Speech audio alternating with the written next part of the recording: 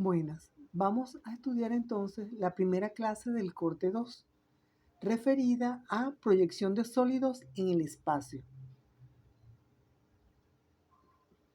En esta clase entonces vamos a estudiar los cuerpos geométricos, cuerpos poliédricos y cuerpos redondos. De eso se trata esta clase. Los cuerpos geométricos son elementos que tienen un volumen en el cual se miden alto, ancho y profundidad.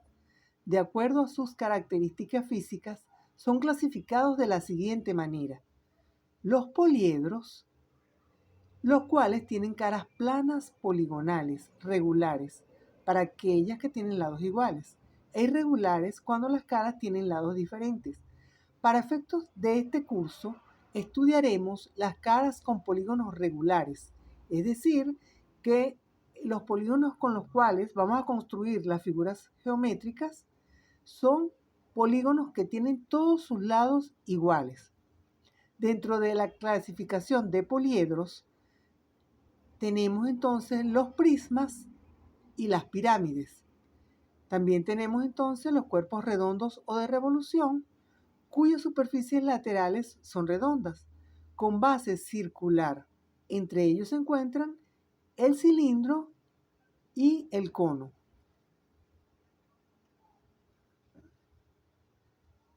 Los cuerpos geométricos son elementos que tienen entonces tres dimensiones medibles y se clasifican de acuerdo a su forma, a la posición del eje en relación a la base, entre otras características. Vamos a ver ahora unos ejemplos de cuerpos geométricos de acuerdo a la posición de su eje. Tenemos, por ejemplo, este cilindro y vemos que el eje forma 90 grados con la base. Tenemos también esta pirámide cuyo eje forma 90 grados con la base.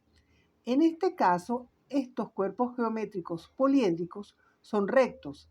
Este es un cilindro recto porque su eje forma 90 grados con la base y este es una pirámide recta porque su eje forma 90 grados con la base.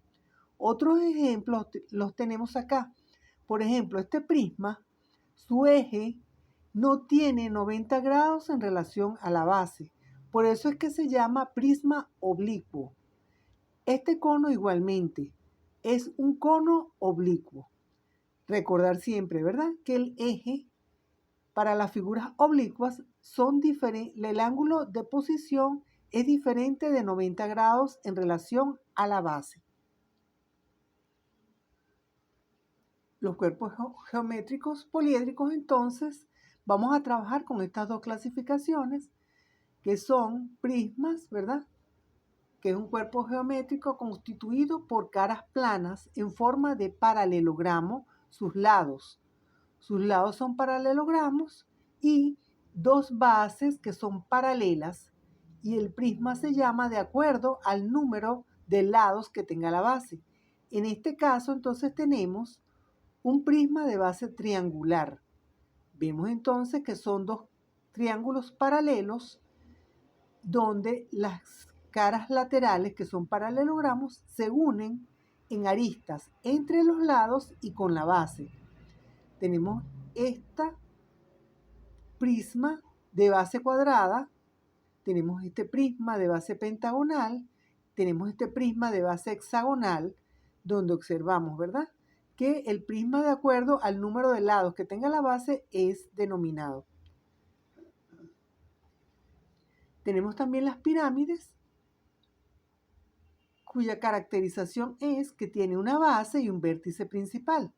Sus lados están constituidos por triángulos, que igualmente están unidos en aristas entre los lados y con la base. Entonces tenemos una base, que es un polígono regular, y un vértice principal. De acuerdo al número de lados que tiene la base, entonces se denomina la pirámide. Entonces, esta es una pirámide de base triangular, esta es una pirámide de base cuadrada, esta es una pirámide de base pentagonal y esta es una pirámide de base hexagonal. Es muy importante conocer las características de las figuras geométricas a la hora de construir con el método de proyección ortogonal los diferentes cuerpos poliédricos. En esta isometría podemos ver un prisma de base cuadrada. Podemos observar entonces que tiene dos bases paralelas, los lados rectangulares que están unidos en las aristas, tanto con sus lados laterales como con las bases. El eje va del centro de la base superior al centro de la base inferior. Y tenemos entonces la vista, sería una base superior, una base inferior y la altura. En este caso, la altura puede ser medida también a través de la arista. Las vistas del prisma, una vez que se ha construido en proyección ortogonal, entonces tenemos plano vertical, el plano horizontal y el plano lateral.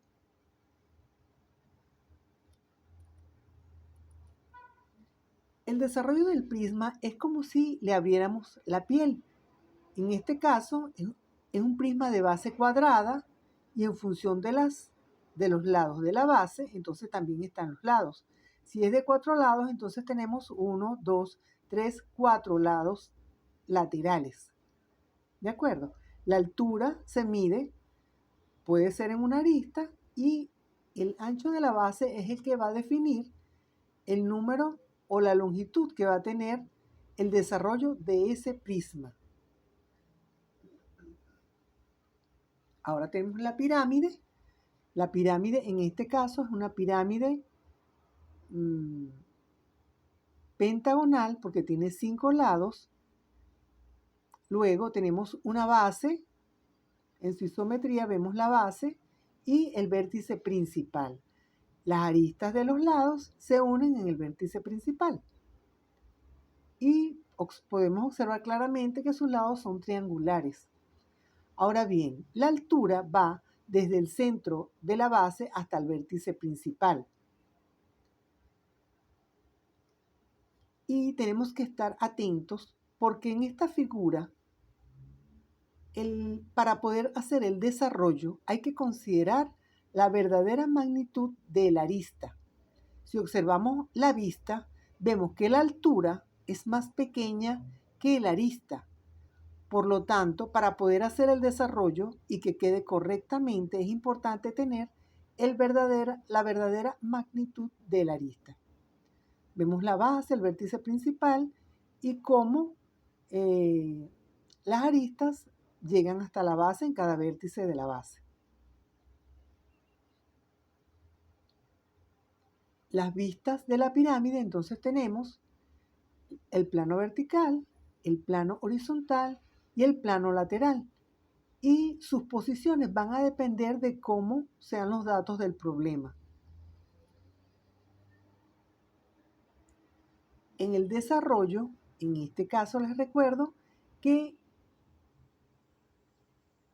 para desarrollar este arco, en primer lugar entonces se traza la longitud de la arista en verdadera magnitud, luego se traza el arco y de acuerdo al número de lados que tenga la base, trazo las longitudes para luego unir en los puntos definidos por los vértices y de esta manera construir el desarrollo de la pirámide, siempre también colocando la base.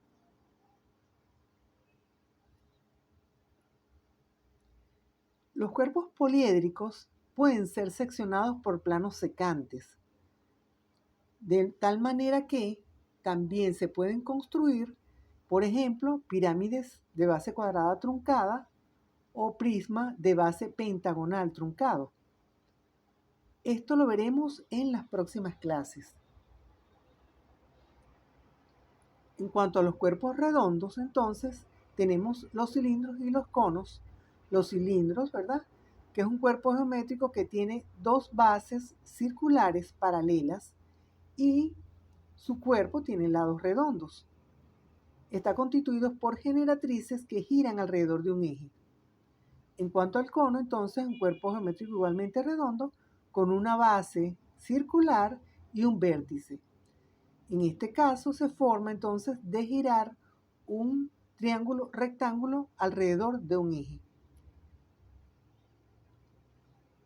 Cuando vemos el cilindro en isometría podemos observar claramente entonces las dos bases circulares paralelas y la generatriz, las generatrices que conforman el cuerpo.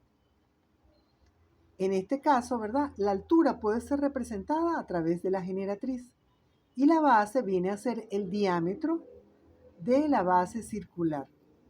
Tenemos aquí una vista donde vemos la base superior y la base inferior y la isometría. La representación en vistas del cilindro, plano vertical, plano horizontal y plano lateral. Para el desarrollo entonces tenemos, ¿verdad? Cuando abrimos el cilindro se forma un rectángulo. La longitud de este rectángulo va a estar definida por S igual a 2pi por R. Y su altura, bueno, es la altura del dato del problema y dos bases que son circulares. Más detalles en la guía de la clase. Vemos aquí entonces los detalles del cono. En su isometría vemos que tiene una base y un vértice conformado por generatrices extremas. Para poder definir el cuerpo, la altura se mide a partir del centro de la base hasta el vértice. Esto para poder construir correctamente el cono. Tiene entonces una base, un vértice. La altura se mide, como les dije anteriormente, del centro de la base al vértice. Ahora bien, para el desarrollo es importante considerar la verdadera magnitud de la generatriz extrema. De esa manera, para poder construir correctamente el desarrollo del cono. Las vistas del cono entonces son plano vertical, plano horizontal, plano lateral. Y les recuerdo que esas posiciones van a depender de los datos del problema. Para poder hacer el desarrollo, entonces, siempre se debe considerar la verdadera magnitud de la generatriz, ¿correcto? Y el desarrollo de este cono está mucho más detallado en la guía de la clase. Va a ser entonces un sector semicircular y la base circular. Los cuerpos redondos también pueden ser seccionados para poder construir entonces cilindros truncados o conos truncados. Un detalle de esto mucho más en las próximas clases. De esta manera entonces terminamos esta clase. Les recomiendo hacer el taller en forma detallada y concienzudamente y esto será de preparación para el segundo parcial. Muchas gracias.